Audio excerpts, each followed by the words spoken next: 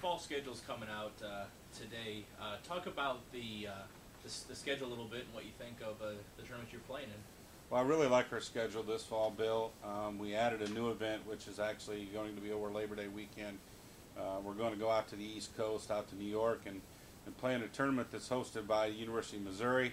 And it's going to be at the Turning Stone Resort and Casino, which I've been told is one of the top 3 courses in the state of New York. So I'm real excited to take our team out there to experience that on the East Coast. We've never been to the East Coast yet, and which will be a good start for us. And then we go to Bowling Green, Ohio, over there to their tournament, which is really nice to have on our schedule, the second one, because it allows us to take a 5-guy team and normally 2 or 3 individuals. So get a look at a lot of the guys in our second event.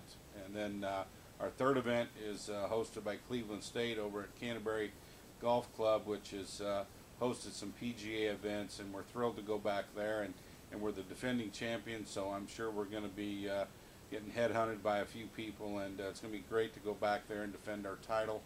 A fantastic facility, great run event. So to lead off of those 3 is really good. And then we don't step down at all. We go over to Dayton's tournament over at NCR Country Club, which has hosted some PGA tournaments.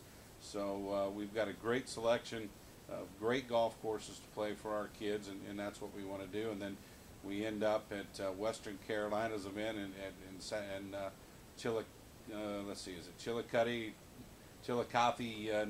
North Carolina, excuse me, and we play Sapphire Valley Country Club there, and it's always a great field. A lot of the southern schools ending up our fall season beginning of November. So we got 2 events we're going to fly to, and 3 events we're going to drive to, so it's a nice selection to get started. Now, the team ended the year very strong last year, making a run at the Summer League title. What kind of expectations does that put on the team, and what kind of expectations do you have for the team this fall? Well, I think everybody's coming back from that Summer League run, and which we were only 2 shots back going to the back 9. Every one of those players that were there is returning to this year's team, but they all 5 know they got to work hard to maintain their spot on this team. We've got a lot of really good players. We got 3 incoming guys that are going to fight for their spots, and so the work ethic is at an all-time high. But my expectations are very high this year. I expect us to contend in a few events. I expect us to be in the top 5 or 6 of every event we play in.